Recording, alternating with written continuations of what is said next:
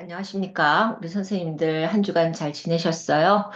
네, 저는, 올해 들어서, 저번 주가, 지난 한 주가 참 너무나도, 바쁘고, 너무나 힘들었습니다. 그러니까 힘들다는 거는 이게 바쁘고 스트레스를 받다 보니까 저는 이렇게 몸에서 이렇게 부대끼더라고요. 그래서 잠을 자면서도, 끙끙거리면서 자는 거예요. 그냥 편안하게 잠을 자야 되는데, 자면서도 힘들다, 힘들다 하면서 자더라고요.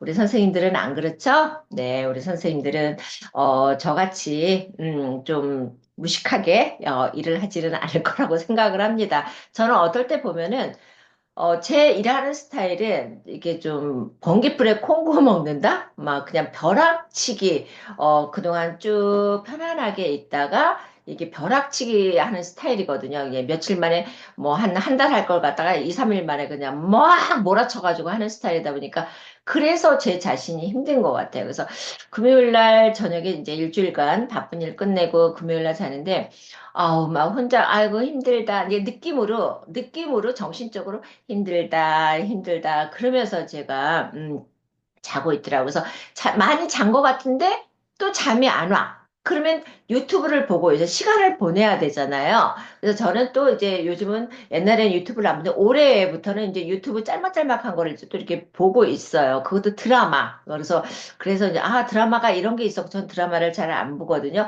이런 드라마가 있었네. 그 짤막한 드라마를 보면서 그래서 시간을 보내는데 그게 저는 휴식이라고 생각을 했습니다. 근데 휴식이 아니더라고요. 유튜브 보는 거는 휴식이 아니다 하고 어디 신문에 이렇게 크게 그 진짜 휴식에 대해서 사람들은 너무나 달려가고 있다는 거죠. 그래서 열심히 살다가 진짜 휴식을 취해야 되는데 그 휴식을 모르는 거야. 근데 저는 그 유튜브를 보면서 무념무상으로 유튜브를 보는 자체가 휴식인지 알았거든요. 근데 그게 휴식이 아니래요.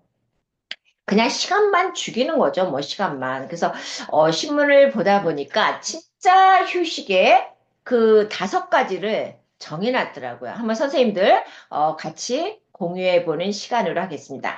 진짜 휴식. 첫째는 휴식 중 긍정적인 감정이 느껴지는가? 내가 편안함을 느끼느냐? 그래서 두 번째는 이 긍정적인 감정이 휴식 후에도 유지되는가? 그 다음에 세 번째는 뭐냐면 휴식이 내게 필요한 감정을 줬는가. 그죠? 내게 필요한 감각적인 새로운 감정을 불러 넣어줬는가. 그 네 번째는 이러한 휴식이 자발적, 능동적으로 이루어졌는가. 그래서 다섯 번째는 오랫동안 지속 가능한 건강한 방식인가. 그래서 거기에 뭐라고 썼냐면 유튜브는 휴식이 아니다. 제가 좀 찔렸어요. 잠이 안 올 때 유튜브 본다거나 그럴 때는 그게 제가 정신적으로 쉬는 시간이라고 생각을 했는데 잘못된 거구나. 차라리 그 시간에 그냥 이렇게 조그만 책이라도 하나, 선정을 해서 책을 보는 게 낫겠다는 생각. 왜냐면 우리가 책을 보다 보면 졸리잖아요. 글자를 보다 보면은. 그래서, 책을 하나를 끼고 다녀야 되겠구나. 그런 생각을 했습니다. 그래서 우리 선생님들은 그 휴식을 어떤 방식으로 어떻게 그 휴식을 취하는지 모르겠습니다. 뭐 산책한다거나, 그 다음에 조용한 커피숍에서 커피 한 잔을 마신다거나, 그러니까 나만의 휴식을 취할 수 있는 하나의 방법을 찾아내는 것도 중요할 것 같아요. 너무나 분주한 삶을 살고 있잖아요. 저나 우리 선생님들이나. 그렇지만 가장 중요한 건 뭐라고 그랬죠? 건강이죠. 건강이 잃으면 아무 소용없어요. 저도 작년까지는 일요일도 없이 일을 했습니다. 몇 년 동안 2019년에 저희 센터를 만들고 나서 진짜 쉼 없이 달려왔어요. 작년 내가 쉬고 있으면 커피 마시고 누군가 대화를 나누면 내가 죄를 짓는 것 같아요. 그러니까 워커홀릭이죠. 설마 우리 지금 제 수업을 듣는 선생님들 중에 없을 거라고 봐요. 그래서 대신 그렇게 달려왔으니까 지금의 제가 이렇게 아줌마에서 교수로 탈바꿈해서 이렇게 강의를 할 수 있는 거에 대해서 감사하고요. 그래서 올해부터는 철칙이 일요일은 쉬자. 쉬자 하는 마음으로 올해는 지금 제가 시간을 보내고 있습니다. 아마 또 쉬지 못할 것 같아요. 제가 다른 공부 하나를 또 생각을 하고 있거든요. 네. 그래서 아마 또 그 공부를 또 시작을 할 것 같습니다. 그러니까 하나하나 해놓으면 또 다른 욕심이 생기는 게, 이게 또 하나의 과정인 것 같습니다. 자, 궁금하죠? 제가 무슨 공부를 또 하나, 할 건지, 그죠? 자, 오늘은 개인 심리학의 개요를 들어가기 전에 전 시간엔 뭐였어요? 우리가 에릭슨의 심리사회적 이론을 봤습니다. 그래서 교과서 201쪽에 보면은 에릭슨의 심리사회 발달 8단계에서 유아기, 그 다음에 초기 아동기, 그 다음에 또 있었어요. 학령정기, 학령기, 청소년기, 성인 초기, 중년기, 노년기. 그래서 이 심리사회 발달 8단계를 보면서 우리 선생님들하고 공유할 게 참, 그러니까 저는 어때요? 성인 초기, 중년기, 지금 이제 앞으로 노년기를 저는 이제 바라보고 있습니다. 근데 여기서 중요한 건 유아기. 예? 유아기를 제가 우리 아이들은 그냥 의무적으로 키웠기 때문에 정밀하게 얘네 이 유아기 때를 관찰할 수가 없었어요. 그냥 애를 낳았으니까 키워야 되나 보다. 육아를 해야 되나 보다. 저는 어때요? 제가 선생님들한테도 말씀드렸지만 저는 일하고 싶었던 여자입니다. 근데 일을 못하게 하니까 아이들한테 은근한 스트레스가 갔을 거예요. 참 나쁜 엄마예요, 저는. 그래서 유아기 때 출생 18개월까지를 유아기라고 하는데 우리 손주가 지금 5개월이 됐어요. 이 5개월 된 손주를 보면서 우리 선생님들하고 같이 공유하면서 수업 중에 그래도 거리가 있구나. 내가 뭔가를 이 아이를 관찰함으로써 그래서 자주 못 만나니까 이제 진짜 10분이면 가는 거리거든요. 그런데도 일주일 동안 못 볼 때가 너무 많아요. 한 달에 몇 번도 제대로 못 보는 것 같습니다. 근데 그 아이를 영상 통화를 하면서 얘 이제 발달 과정을 보면서 제가 느끼는 거죠. 이렇게 해서 또 이렇게 하나하나, 이렇게 발달이 되는구나. 이게 5개월 되니까 이제는 뒤집기, 막 성질 부리면서 뒤집더니, 이제는, 쉽게 뒤집으면서 보행기에 이제는 앉아 있더라고요. 좀 전에도 영상통화 했습니다. 그래서 유아기 출생 18개월까지 주 양육자는 누가 제일 중요하다? 엄마예요, 엄마. 엄마가 주 양육자로서 그래도 생후 어, 24개월까지는 엄마가 그 옆에서 양육을 하는 게 이 아이의 전 인생에 있어서 아주 가장 중요한 밑거름, 베이스가 되는 거라고 볼 수 있겠습니다. 그다음 초기 아동기 3세까지. 그죠? 그래서 유아기에서 이 초기 3세까지, 초기 아동기 3세까지는 정말 정말 중요한 시기 같아요. 그죠? 그 다음에 이제 학령 정기, 그러니까 학령기, 6세에서 12세, 그래서 이제 초등학교 들어가기 전까지는 우리 부모의 책임이라고 볼 수가 있습니다. 여기에 30대 양육하는 엄마들이 계시다면은 한 번 더, 최효정 교수가 진짜 얘 지난 날을 후회하는구나, 반성하는구나. 저는 많이 반성해요. 우리 아이들이 너무나 힘들었을 거라는 걸 저는 많이 반성을 하고 있습니다. 그래서 초등학교 들어가기 전까지는 엄마가 육체적으로 많이 힘들고 신체적으로 힘들더라도 이 아이의 양육을 위해서는 좀 더 헌신적으로 양육을 하셨으면 좋겠습니다. 그리고 이제 청소년기, 그다음 이제 성인 초기, 중년기, 노년기, 그죠? 자, 어느 하나 안 중요한 게 없어요. 어느 하나 안 중요한 거 없습니다. 그래서 우리 선생님들이 우리가 이제 만학도로서 이게 하나하나 이런 부분이 있었구나 이렇게 깨우쳐 갈 수 있을 것 같아요. 제가 우리 선생님들한테 부탁하고 싶은 거는 여기 다 만학도들이거든요. 물론 젊은 분들도 계실 거라고 봐요. 그러면 50대, 60대, 70대 그 외에 젊은 엄마들, 40대 엄마들도 계시겠지만 그러면 그동안에 살아왔던 연륜과 경험과 지혜 이 세 박자가 갖춰졌어요. 여러분들은. 그러면 여기에 뭐만 들어가면 되는 거예요? 지식만 들어가면 돼요. 근데 우리가 이 세 가지의 지식만 들어가면 되는데 제가 늘 말씀을 드리지만 일단 선생님들은 발을 걸쳤어요. 그러면 여기서 한 명도 낙오되는 분들이 없기를 바래요. 절대로 스트레스 받지 마시길 바랍니다. 선생님들이 지금 고시 공부하러 들어오신 거 아니죠?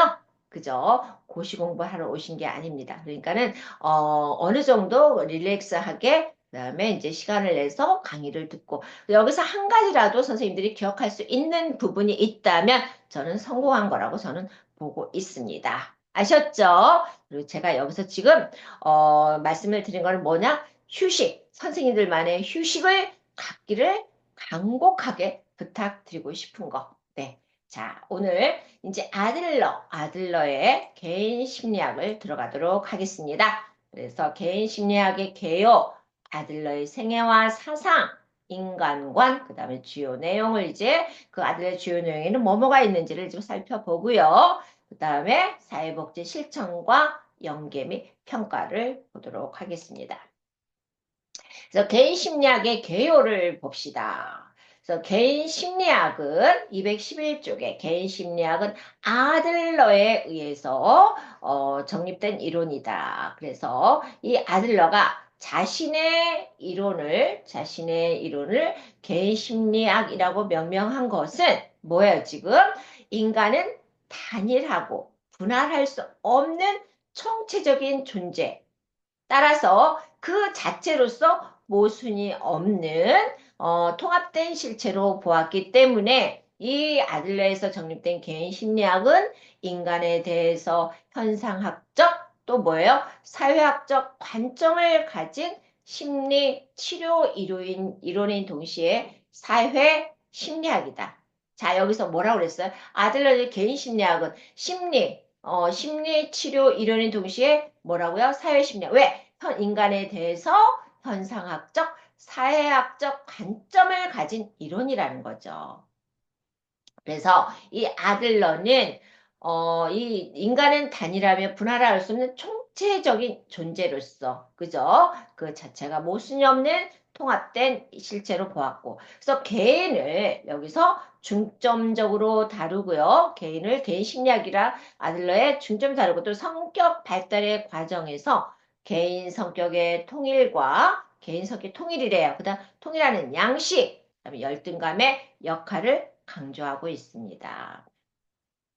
그래서 인간의 사회적 관심은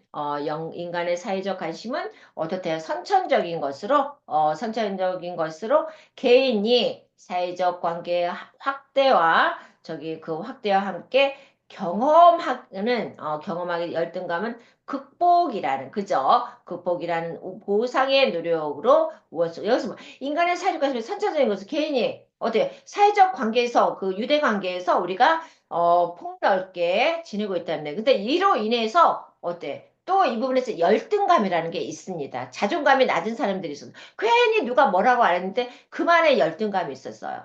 그러면 이 열등감은 극복이라는 어떻게 돼요? 보상의 노력으로 우월성을 추구하게 된다. 그래서 아들러가 주장하는 사회적으로 유용한 생활 양식의 의미는 정신적으로 건강한 개인의 일, 워크, 성, 섹스, 사회, 소사이어티와 더불어서 자기 자신에 대한 개인적인 관심을 어때요? 지금 일, 성, 사회 여기서 개인적인 관심, 사회적 관심과 일치하도록 노력하는 거예요. 여기 한해서 일과 성과 사회에서 여기서 하나가 어그러지니까 어떻게 돼요? 그래서 사회악으로 그죠? 이를 그르치는 사람들이 있습니다. 건강하지 않은 거죠. 일과 성과 사회가 이 세 박자가 건강하게 이루어져서 우리가 사회적으로 일치하는 사람은 어떻게 돼? 성공하는 케이스가 되는 거죠. 그래서 아들러가 주장하는 사회적으로 유용한 생활 양식의 의미는 정신적으로 건강. 그러니까 정신적으로 뭔가가 피폐하고, 지금 이 열등감에 처해 있어서 여기 일이나 성의 사회에서 어느 하나에서 엇박자, 삑사리가 난단 말이에요. 그죠? 그러면 어떻게 돼? 이를 그르친단 말이에요. 정신적으로 건강한 개인이 아니라는 거죠.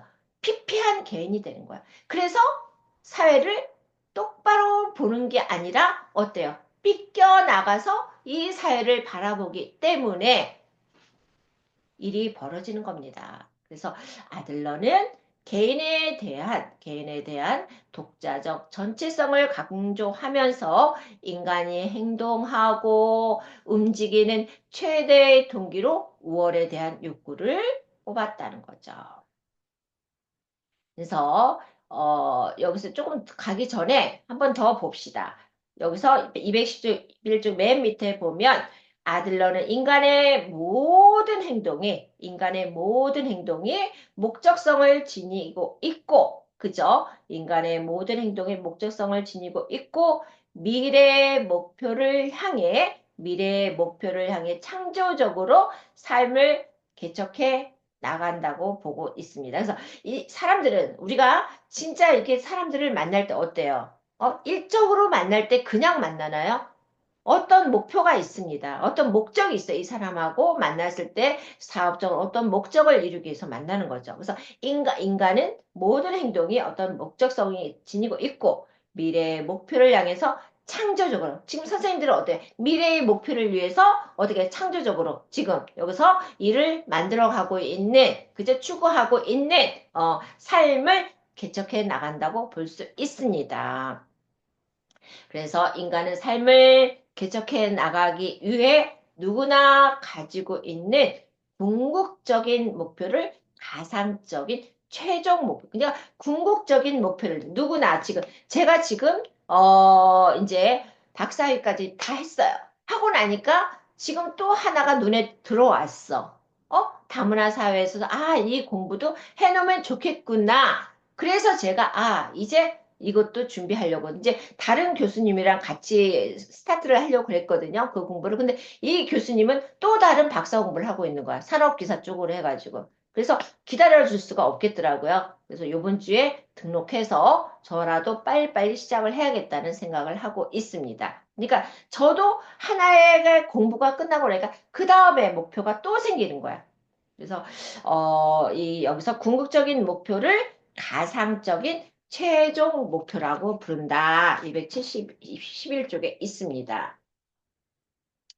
그래서 여기서는 있어 인간의 선천적으로 열등감을 극복하는 노력들이 뭐다? 인간 발달의 근원. 우리는 어떻게 돼 있어? 열등감을 극복하기 위해서 노력하죠. 그죠? 노력하면 어떻게 돼? 어느새 내가 자존감이 쑥쑥 올라가는 여러분과 제가 되어 있다는 거죠. 그죠? 그래서 개인의 그것을 열등감을 극복한 우월성, 안정성 등의 속순혈을 통해 이루어지고 이렇게 이루어진 것이 유능감을 통해 보상. 유능감이라는 것은 내가 뭐든지 유연하게 할 수 있다는 그죠? 그 유능감. 그래서 인간 유능감을 통해 더 발전되고 향상되며 뭐다? 확장된 자기 모습을 경험할 수 있다. 여기서 참 중요한데 열등감을 탈피해서 그죠? 열등감을 탈피해서 어, 내가 이제 우월성과 유능감을 가진 그런 여러분과 우리 존재가 되었단 말이에요. 그래서 이 유능감을 통해서 우리가 한 단계 더 업그레이드 되고 향상이 되고 확장되는 자기 모습, 우리의 모습을 한번 상상해 봅시다. 선생님들이 지금 2년 후에는 어떤 모습으로 아마 쓰는 어휘도 달라질 거예요. 지금 후뚜루마뚜루 선생님들이 모든 교수님들의 강의를 듣고 있지만 이게 어느새 2년 후에는 내 몸에 나도 모르게 체화되어 있단 말이에요. 그래서 쓰는 어휘도 달라지고요. 이게 왜 얘기를 하냐면은 제가 2020년도, 19년도가 20년도에 어느 전문대 학생들을 한 7명을 보냈어요. 이분들이 학점은행제로 공부한다고 그러는 거예요. 이왕이면 대학에서 해라. 그랬더니 한 선생님이 그러더라고. 교수님 그러는 거예요. 그러니까는 이제 저한테는 교수님이 아니고 이제 교수님 자기 마음대로 불러. 대표님, 교수님 우리 그 평생교권 이제 학생들이었으니까 그러더니 뭐라 그러냐면은 운동하는데 수영장에 가서 제가 무슨 얘기를 하면은 자기도 모르게 이게 전문적인 용어가 난다. 하고 일부러 잘난 척하고 하고 싶어서가 아니라 자기도 모르게 입에서 튀어나온다는 거죠. 그래서 사람들이 대학생 되더니 달라졌네. 그런 식으로 표현을 한다고 합니다. 그러니까 본인이 너무 행복하다고 그런 말씀을 하고 더불어서 저한테 감사하다는 말씀을 해주시더라고요. 그래서 이러한 인간은 유능감을 통해서 더욱 발전되고 향상되고 확장된 참 중요한 것 같아. 지금의 갑동이에서 더 확장된 우리 갑동이 갑순이가 되기를 저와 우리 선생님들 같이 노력해요. 저도 공부 뭐 하나 시작한다고 분명히 말씀을 드렸죠. 하겠습니다. 자, 그 다음에 아들러의 생애와 사상 봅시다. 아들러는 오스트리아 정신의학자이자 심리학자입니다. 오스트리아 빈에서 6남매 중 둘째로 태어났대요. 그것도 유대인으로. 유대인들은 서로 잘 도와줘요. 근데 우리 한국 사람들은 서로 잘 도와주나요? 그게 잘 안 돼서. 잘 되면은 시기에 질투.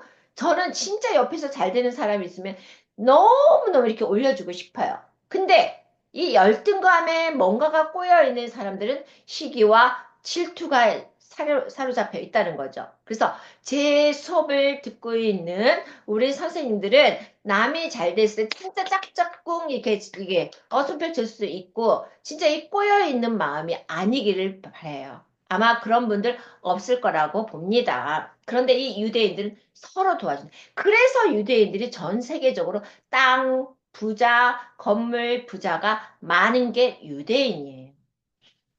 그래서 오스트리아 빈에서 6남매 중 둘째로 태어난 유대인으로 빈 대학교 의학부 졸업 후 트로츠키의 친구인 러시아 여성과 결혼했대. 러시아 여성 참 이쁘잖아요. 우즈베키스탄 뭐 러시아 여성 참 이쁘더라고요. 그의 친구 중에는 사회주의자가 많았고 그 자신도 사회주의자였대. 이 지금 아들러가. 그래서 아들러는 지금 뭐래요? 프로이드의 강연에 매혹되어서 제자로 문화에 들어가 빈 정신분석 학회를 결성하고 초대 회장을 맡았습니다. 따라서 아들러는 1902년부터 그죠? 212쪽 교과서 다 피고 있죠. 프로이드와 함께 수요 모임에서 활동을 했고 프로이드의 저서인 꿈의 해석 그죠? 꿈의 해석에서 서평했고 그러나 근본적인 견해 차이로 프로이드의 이론을 그러니까 우리가 그래요. 사람들하고 이게 모임을 하게 되면은 그 사람들하고 다 똑같아요. 우리가 모임에서 서로 생각 차이가 있다는 거죠. 그래서 이 아들러도 같이 모임을 같이 결세 활동해서 같이 했지만 여기서 견해 차이로 프로이드의 이론을 거부하고 분파하여서 사회적 요소인 사회의 역할을 그죠? 사회의 역할을 중요시하게 되었다는 거죠. 그래서 아들러는 1912년 프로이드의 원인론적 분석을 비판하면서 그저 프로이드의 원인론적 분석을 비판하면서 목적론적 우리는 목적을 있다고 아까 그랬잖아요. 그죠? 좀 전에 우리는 목적 지향적이다. 그죠? 목적 지향적이다 그러면서 우리가 뭐라고 그랬어요? 최종 가상적인 최종 목표, 궁적인 목표를 뭐라고 해서 가상적인 최종 목표라고 부른다고 그랬죠?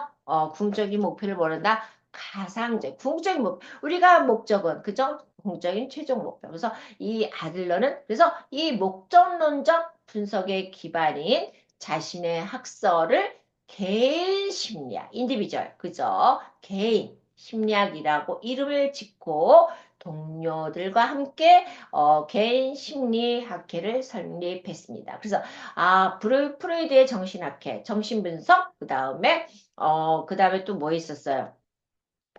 에릭슨의 개인 심리, 저기 뭐야,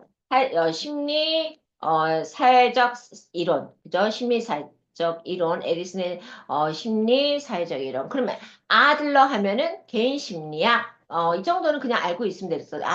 아들러는 원인보다는 목적론적 분석에 기반을 했구나. 그죠? 궁극적인 목적 이러면서 그래서 독자적인 학문 세계를 구축해 나갔고 1914년에 어떻게 됐다? 국제 개인 심리학 잡지를 창간했다 합니다. 그래서 1934년 오스트리아에서 어디로 와서 미국으로 이주했어요. 그래서 많은 사람들에게 직접 만나서 상담과 치료와 강연을 했다고 합니다. 그래서 1937년 5월 강연을 위해서 영국 스코틀랜드 북부 에버딘 대학교 강연 뒤에 길거리에서 심근경색으로 돌연사를 했습니다. 길거리에서. 저희 아빠도, 친정 아빠도 제 20대 초반에, 제가 이제 서대문에서 살았거든요. 근데, 아빠가 어디에서 돌아가셨냐면은 신촌 로타리에서, 그, 그러니까 심장마비, 심근경색? 아마 당뇨와 고혈압이 있는 분인데, 1984년에 저희 아빠가 돌아가셨거든요. 신촌 로타리에서 돌아가셨습니다. 신촌 로타리에서, 돌아가신 게 아니라 거기서 쓰러지신 거를, 서울대학 병원으로 옮겨서 딱 3일 만에 돌아가셨어요. 너무나 충격이 컸습니다. 왜? 저는 독일어를 전공했기 때문에 아빠가 나중에 유학을 보내준다 그래서 독일로. 그랬는데 그땐 참 철이 없던 것 같아요. 물론 충격이 너무 컸어요. 이 아빠가 갑자기 돌아가시니까 그때 제가 대학교 2학년이었거든요. 근데 몇 킬로까지, 제가 지금 60킬로인데 제가 키가 163.5예요. 지금 60킬로예요. 60에서 60. 근데 그때 44킬로까지 나갔어요. 44킬로까지. 그러니까 제가 코가 뾰족하니까 다 사람들이 이 코로 자기를 찌를 것 같다고 친구들이 막 그랬었어요. 너무 충격이 컸어요. 아빠의 갑자기 돌아가심으로 해서 84년도에. 그래서 아유 이 아들로도 길거리에서 돌아가셨네요. 그 다음에 자, 한번 거기 봅시다. 이 아들러도요, 아들러도, 이 백신트 보면 아들러는 인간을 이해하는 것이 곧바로 삶의 주인이 되는 것을 알려 최초의 인본주의, 최초의 인본주의, 심리학자이다. 그러니까 내 삶은 내 누가 주인이다? 나라는 거죠. 자, 선생님의 삶은 누가 주인이에요? 선생님이에요. 최우정의 삶은 나예요. 그래서 이 삶의 인간을 위하는 것이 곧 바로 삶의 주인이 되는 길인 것을 알려준 최초의 인본주의 심리학자 누구? 아들러. 그래서 아들러는 형과의 사이가 좋지 않아서 연구한 출생순회와 선거 강구에 주목하던 중 열등감을 특히 중요시하게 되더래요. 그러니까 형과 사이가 안 좋았어. 그래서 보상될 수 없는 열등감이나 과도하게 응? 보상된 열등감이 있으면 인간의 왜곡이 생긴다고 주장했고, 그죠? 지금 우리 현재하고 똑같아, 지금. 열등감이 있는 사람들은 어떻게 사회에 자기가 욱하고 일어남으로써 사건이 많이 일어나고 있습니다. 열등감. 그래서 이를 시작하기 위한 재교육이 중요하다고 해서 이 열등감, 그래서 집안에 있는 운둔형들이 참 많아요. 이들을 끌어내기 위해서 운둔 청소년을 밖으로 끌어내기 위해서 지자체에서 많이 지금 이벤트를 하고 있습니다. 그래서 아들러는 열등감의 형과의 관계에서 열등감도 한번 겪어봤고, 그래서 이 열등감이나 보상될 수 없는 이감은 인간의 왜곡이 생긴다고 했기 때문에 이를 시정하기 위한 재교육이 중요하다고 보고 있습니다. 저 지금 말 빨리빨리 안 하죠? 천천히 하고 있습니다. 자, 그러면 여기서 아들러의 생애와 사상, 그 다음에 그 개인 심리학의 개요를 보면서 우리가 느낀 거는 뭐예요? 지금 인간의 주체에서 인간의 삶의 주인은 누구예요? 나죠. 그게 최초의 인본주의 심리학자를 아들러가 알고 이 열등감으로 인해서 왜곡된 그 삶을 다시 사회화시키기 위해서는 어떻게 된다? 재교육을 시켜야 된다는 거고. 그리고 우리는 인간의 모든 행동은 뭐라 그랬어요? 지금 목적이 있다고 그랬죠? 이 궁극적인 목적, 선생님들도 사람들이 그냥 만나는 건 아니에요. 그죠? 그냥 만나는 건 아니에요. 그 안에 조금이라도 어떤 목적이 있을 거예요. 그죠? 내가 이 사람을 통해서 어떤 쉼이라, 뭐, 안도감, 뭐, 그 다음에, 어드바이스 받을 거, 뭐, 그 다음에 편안한 인간관계. 이런 게 다 어떤 목적이 있으니까는 만나는 겁니다. 그냥 무조건 만나는 건 아니라고 봐요. 그래서 우리가 이 궁극적인 목적을 뭐라 그랬어요? 가상적인 최종 목표라고 그랬죠? 자, 그러면 이제 인간관을 한번 봅시다. 인간관. 개인 심리학에서 중요한 것은 무엇보다 인간을 바라보는 관점을 개인심에서 무엇보다 중요한 것은 다시 한번 개인심을 무엇보다 중요한 건 뭐다? 인간을 있는 그대로 바라보는 관점을 얘기하는 겁니다. 선생님들 그러잖아요. 나랑 다른 사람을 만나면은 나는 이런 사람이니까 너가 이해해. 받아들여.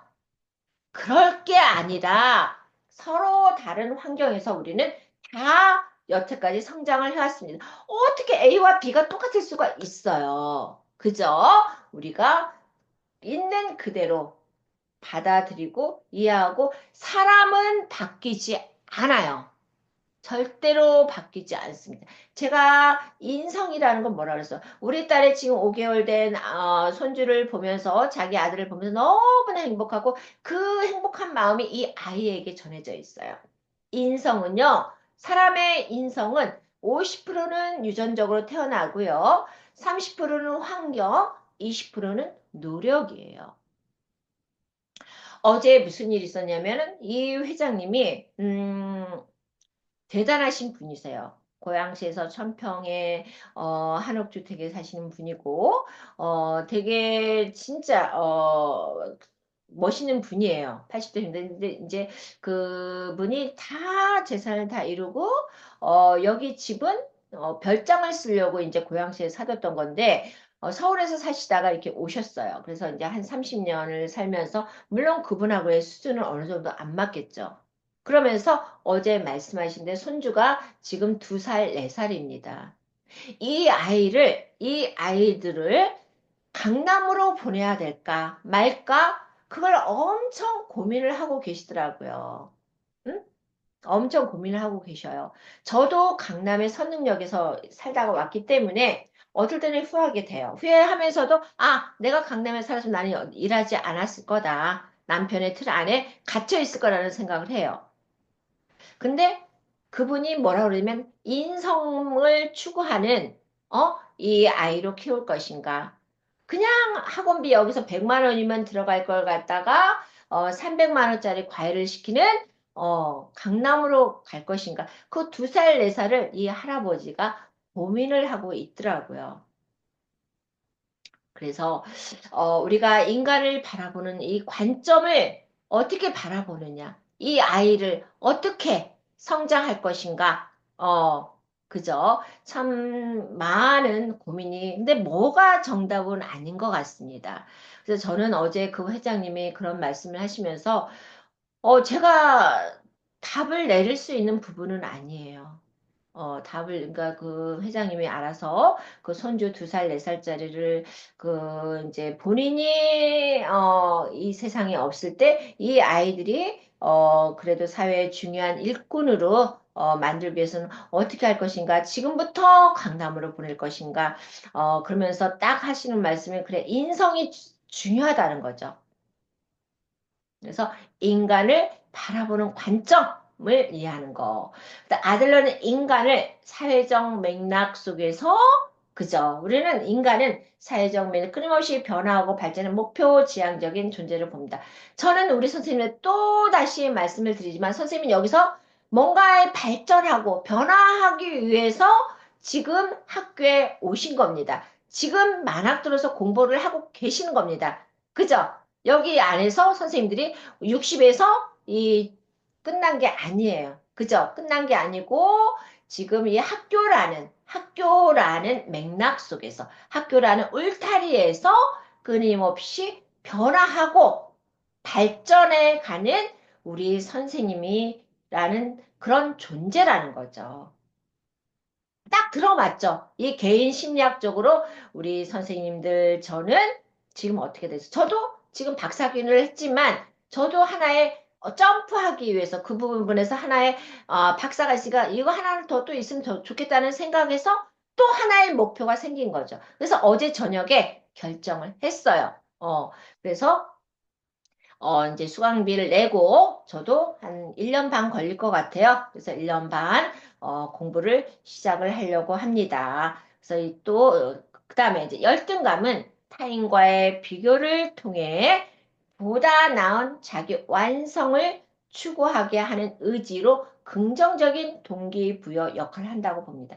이 열등감은 긍정적인 동기부여 역할을 한다고 보면은 엄청나게 긍정적인 효과죠. 그런데 이 열등감이 긍정적인 동기부여가 아니라 계속 와서 계속해서 밑으로 나락으로 떨어지고 있단 말이야. 그래서 완전히 꼬이고 꼬여가지고 어느 날 속옷까지 툭 튀어나와 버려서 문제를 일으킨다. 그러기보다는 어때요? 내가 좀 더 남들이 내가 못하는 거, 저 열등감은 뭔지 아세요? 저는 두 가지를 못해요. 노래하고 춤도 못 추죠? 술을 못해요. 술을 못해. 그래서 어떨 때는 저도 노래도 잘하고 싶고요. 분위기 맞추기 위해서 술도 한잔 하고 싶어요. 근데 이게 안 돼. 근데 저는 어디에 가서 마이크 잡고 말은 잘해요. 어느 장소에든. 그러니까 우리 선생님들의 열등감은 뭔지, 선생님들의 잘하는 그 한 가지 달란트는 뭔지. 그래서 열등감보다는 선생님들이 잘할 수 있는 그 DNA를 물려받은 어떤 탤런트적인 한 부분은 있을 거라고 봅니다. 한번 생각을 해보세요. 내가 잘하는 건 뭐가 있을까? 근데 이 열등감이라는 거는 좋은 의미로 여기서는 타인과의 비교를 통해 보다 나은 자기 완성을 추구하게 하는 의지로 긍정적인 동기부여 역할을 하면 참 좋은 열등감의 역할을 하겠죠. 그죠? 근데 저는 제가 노래를 못한다고 그랬죠. 근데 사람들이 그래. 목소리가 좋으니까 노래 잘할 것 같은데 천만 음이 안 맞아. 음이 이탈해. 그래서 한 번은 제가 이제 나는 여자이니까 그 노래를 이제 하도 노래를 시키길래 그래 한 번 한다 하고 제가 한 적이 있어요. 그러니까 들어가래. 들어가래.